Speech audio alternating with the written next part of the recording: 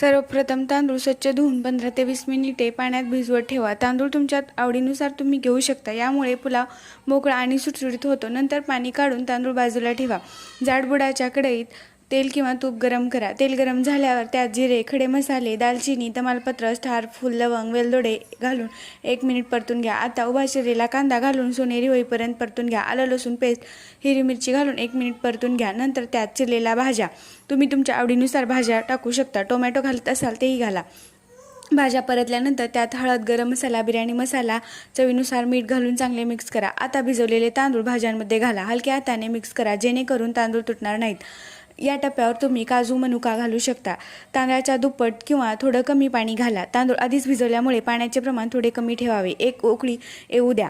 झाकण ठेवून कढईत बनवत असाल तर झाकण ठेवून मंद आचेवर 15 ते 20 मिनिटे परतून घ्या। व्हेजिटेबल पुलाव शिजेपर्यंत शिजवा। गॅस बंद करा। झाकण काढल्यानंतर लिंबाचा रस घाला, चमच्याने हलकेच मोकळे करा आणि बारीक चिरलेली कोथिंबीरीने सजवा।